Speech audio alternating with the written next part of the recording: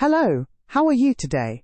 Do you want to dive into a book that might just surprise you, whether it becomes your next favorite or one you might skip? Let's find out what readers are saying about it. Char, who has 155 likes, says, "The Blackfeet tribe has a dark history in America. Let's face it, there's a lot of dark history in America and we might be creating more. Even as I write this, what this book does is enlighten readers about some of that history. And it entertains as it does so. Because this tale is told by a Native American vampire to a priest. Yep. A vampire and a priest. The narrative is framed by a woman receiving a diary written by one of her ancestors. As she begins, the point of view switches to that of the priest that originally wrote the diary. From there we learn about the Lutheran priest of a small flock in Montana near the late 1800s, who has a Native American named Good Stab, dressed in robes and sunglasses, show up at a Sunday service. He keeps coming and before long requests the rite of confession. His confession goes on for weeks and is recorded in the diary. And that's all I am going to say about the plot. Regarding the story itself, I'll be up front. It's long and sometimes it is difficult to read. The language the priest uses while he is writing in the diary is typical of the time period. The language where the narrator is Good Stab, as transcribed by the priest, is a bit difficult to get used to. As he is Native American, he has words for people, animals, plants, everything in his language, and he isn't proficient enough in English to do otherwise. For this reason, one must read for a while, and naturally throughout the story, you figure out what a blackhorn is and what dirty faces are. As Good Stab's confession goes on, the reader becomes more and more horrified. We can't forget that Good Stab is a vampire with all that entails. Make no mistake, while this is historical fiction, it is also horror. There are plenty of guts and entrails to go around. That said, this reader thought the vampire was pretty tame to what the white man did. Because this book piqued my curiosity, I went looking for the historical event on which this book pivots. I discovered that it was far more horrific than what any vampire could do. Mostly because it's real and it happened. Many people probably remember the film Dances with Wolves and the despair which the Native Americans experienced when the buffalo started being slaughtered. Entire tribes depended on the buffalo for everything, and without them they could not survive. Imagine how they felt when they saw their land covered in dead buffalo and the bodies left to rot. It's one thing to see it, as in the film, but it was another thing entirely to hear the story from a man who was there. It becomes more immediate and more painful when you do. In spite of all this darkness, there were a few hopeful spots, or at least they were hopeful for a little while. There were a few poignant spots as well, and I know I was not the only one to cry over Weasel Plume. I initially rated this 4 stars, but on thinking it over I am going with a 4.5. Rounded up for places like Goodreads where half stars aren't allowed. I absolutely loved this and I learned a lot. But I do think it was a smidge too long in the middle. A time or two, I found myself reluctant to return to it, but that could be just a me thing. The news these days is rather dark and sometimes I couldn't abide reading such a dark tale at the same time these things were happening. Overall, I think this book is a force. It's a voice out of Native American history, one that many of us didn't learn a lot about in our youth. It was sort of glossed over, like Christopher Columbus' story was. And I believe that was a disservice. Not learning about your country's mistakes, things your country should be ashamed about, does nothing for anyone. We are doomed to repeat history if we do not learn from it. And how can one learn when the teachers are not teaching this lesson? Apparently is one we still have not learned, as books are being removed from libraries all over the country right now. These are my takeaways from this tale. Another reader may have a completely different takeaway. All I know is that I was moved in many ways by this brutal tale. And for that I think Stephen Graham Jones is an American treasure, and I highly recommend the Buffalo Hunter ARC from publisher.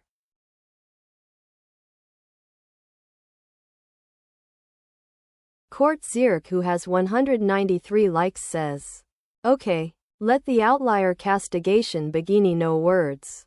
I speak them, hear them, read them, write them. I even eat them quite often. But these words were not parsable for my disordered brain. This prose is so inaccessible for me. I felt like a child trying to understand an adult conversation about the weight of moral ineptitude on the fabric of society. I spent all of my time with this book trying to make sense of the last sentence, never looking forward to the next. When I do that, I lose complete track of what's happening in the story. None of this was enjoyable to me. I admire its boldness and storytelling audacity. I am glad that so many people love it, and I appreciate that it's strengthening the genre. It's just not for me. And I think that probably says more about me than this clearly gifted author." On to the next one. Gyalton Lekton, who has 51 likes, says, "This novel is the burning iron used to cauterize a wound by campfire light." Stephen Graham Jones takes an unflinching look at some of the worst violences of American history, the deepest wounds whose poison still taints this nation's lifeblood, and confronts it with equal parts heart and terror. Everything about this novel is great. From the story to the characters to the writing style and framing device to the scenes of heartbreak and terror that are scattered through the book. Enough to make sure you never forget how bloody of a history you're reading. But, also, it is a violent vampire story with literally one of the best interpretations of vampire mythology I think I have ever seen. Deserving to be in the upper echelon of great vampire stories. I have more thoughts about the overall framing device, which I will get to. But first, the choice to use an epistolary format is great. Of course, it is a huge nod to Dracula, but it also brings an authenticity to the story that is deeply felt. Being honest, there is almost always some element of artifice with epistolary story. Show could the interlocutor remember all of this dialogue? Why is this being recorded in the first place? And of course, the pesky problem of how to deal with an ending, and to some extent those issues are here, though others are very cleverly circumvented. Yet they never are an obstacle, because the personal voice conveyed through this narrative device is so powerful it far outweighs any such considerations. The characters are incredible. We have two central characters and they both are given voice, as epistolary sections come from both of them. What is beautiful about them is that they are complicated and painful, and both have a mix of heroic and admirable traits along with the horrific and terrible. Never for a second do you doubt the authenticity of these characters. And having the story written in their alternating voices is powerful and affecting. The world building is similarly breathtaking. Whether it be the small, grave vicissitudes of life in early 20th century Montana colony, or the vast, ebullient geography of the Blackfeet, the sense of place, and all of its joy and desperation, is constantly present. It shapes the characters and story in important ways, and invites the audience deeper into the story. The writing is spectacular. The way two distinct voices are captured so well and are so pivotal to the story. The way Pastor Beaucarnet can somehow have simultaneous awe and disdain, jealousy and hatred born form that jealousy for the Blackfeet, for good stab, is beautifully captured. The way that he can gently mock the Blackfeet way of naming animals in very descriptive ways. Childish, he calls it, and then slowly catch himself unintentionally using the Blackfeet terminology as his story progresses. It's all great. The pacing works well. For the most part, it isn't a fast-paced novel, but Graham Jones chooses to start it with a wonderfully lurid scene. One that tells the same story in two different ways, which serves to not only get the audience invested but also to make clear how important a role authorial voice has on the framing of events. Then there are some scenes of action and violence throughout, pretty evenly distributed, until a horrific climax that just keeps escalating. The ebb and flow is good, aided by the switching between voices. However, there is a section after the climactic scene that felt a little longer than it needed to be. It was never boring. It was telling us an important story. And it could be a story all unto itself. It was that interesting. But it seemed to disconnect the climax from the denouement and resolution. A little. This novel is telling more than one story at once. In fact, it is telling three. Or three in one, woven beautifully around each other through the novel. And this section, the longest chapter in the book, feels like a knot in that weave. There are other slow or slowish sections. This is a history story. A time-traveling story, first and foremost. And I suppose that may not work for some people. For me, the history served to amplify the tension and terror of the present. Aside from that one section being a little longer than I may have wanted it to be continuing its placement in the overall story, I really enjoyed the pacing and the way it helped keep the story bristling with meaning and emotion. I haven't mentioned the actual framing story. That of a great-great-granddaughter coming into possession of this journal and transcribing it. This section is so short in the beginning it does just feel like a convenient framing device. However, it comes back in the end with a lot more substance. And you realize that it is not just a literary means to deliver the story, but it is the story. Or at least an important part of it. I will say that these sections are where the epistolary style was the least convincing, though they also are what made the epistolary nature of the rest of the story work so well. From a thematic perspective, though, it felt important for the framing sections to also be epistolary. This is because Graham Jones doesn't ever try to pretend there aren't big themes and ideas being explored. Obviously, there are ideas of genocide and occupation. What it means to steal not just a people's land and lives but their histories, their culture, their humanity. Part and parcel with this are questions of vengeance, justice, and ownership. There are echoes of the fall of the House of Usher, and how culpability lives in bloodlines. It is also about knowing yourself, observing your own transformation and identifying the catalysts, maybe nurturing them, even. What is ownership of land, of actions, of blood, tragedy, and reparation? But even as these ideas are clear and present, there are never easy answers. No one-size-fits-all solution. There are only messy resonances, stabs in the dark, hoping to hit the right spot. As always, Graham Jones highlights these obvious questions with more subtle strands running through the story. For instance, there is a wonderful fascination with trilogies, with an often contradictory or contradictory seeming tripartite nature of things. Obviously, Good Stab calls Pastor Beaucarnet three persons, seemingly coming from the Holy Trinity worshipped in Christian mythologies. The pastor has his own triple nature, though, one that isn't revealed in full until later in the novel, so I won't spoil it here. But Good Stab also has his own trilogy of identity. He is Good Stab, but he is also Fullblood, and also takes no scalps. The story itself is tripartite: the pastor's story, Good Stab's story, and Etsy's story, which is, in part, why the framing device needed to be epistolary in nature. The other reason is that even the very epistolary structure is tripartite. It is gospel, it is confession, and it is witness. This is what this story is. At its heart, a witness. Witness to atrocity, to reality, to potentialto past, present, and future, all at the same time. It was a thrill to be able to be allowed to bear such witness and live to share the tale.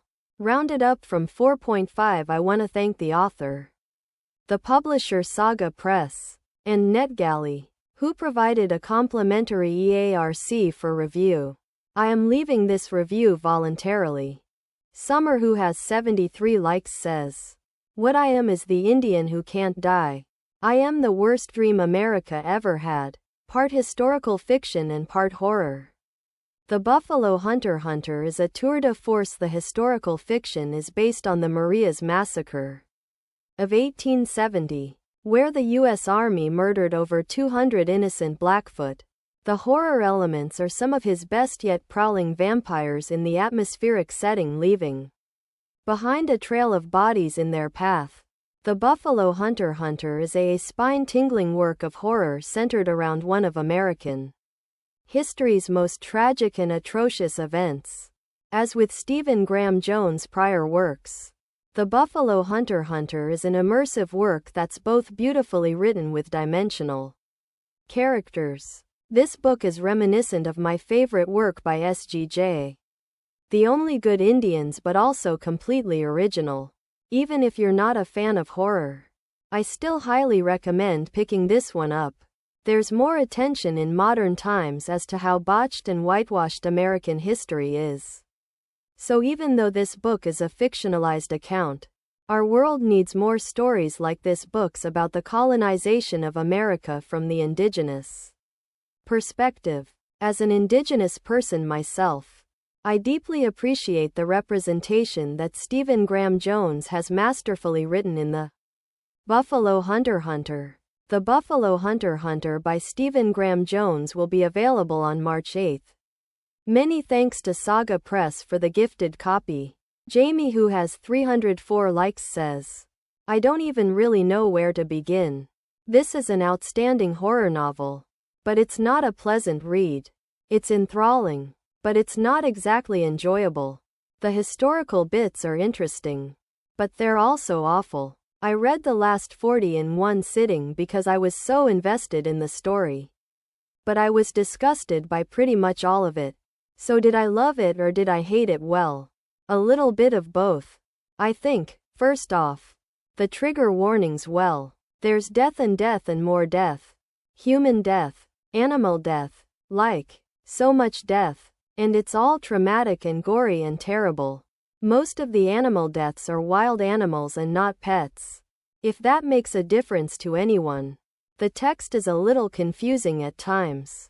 There are Pikuni words and their anglicized counterparts used constantly. And they're often not explained immediately or at all. In some cases. Heck, I still don't know the identity of half of the animals that Good Stab kept mentioning. I also highly recommend reading the Wikipedia articles on the Pagan Blackfeet and the Marias Massacre before starting this novel. I read them after the fact, and wish I would have sought them out earlier. The summaries really help with some terminology and also with understanding the details of the whys behind the horrible events of this book, and that's part of what makes this novel so difficult to read. I think these events actually happened. I mean, not the vampire bits, of course, but the rest of it. The Pikuni are real people and the Marias Massacre really did happen. The buffalo were hunted almost to extinction and the Pikuni did starve because of it. Native Americans were forced onto reservations by the United States government. When you look at it from a historical point of view, Good Stab's actions start to make a lot more sense. Stephen Graham Jones really did an amazing job of weaving actual history into his fictional tale. The supernatural aspects of this story are pretty well laid out in the blurb. A Pikuni vampire seeks revenge for the decimation of the buffalo and his people. Jonas' writing is atmospheric and creepy, and I appreciated his fresh take on vampire lore. Good Stab is a morally gray character, but it's not hard to feel sympathy for him and his plight. Overall, The Buffalo Hunter isn't a fun read or even necessarily an enjoyable one. And the subject matter is dark and difficult to stomach at times. However, it's also enthralling and well-written, and it sheds some much-needed light on a truly awful chapter in American history. If you enjoy horror and historical fiction and can handle the violence and death that permeates this novel, definitely consider giving it a read. Many thanks to NetGalley and Saga Press for providing me with an advance copy of this book to review. Its expected publication date is March 18, 2025.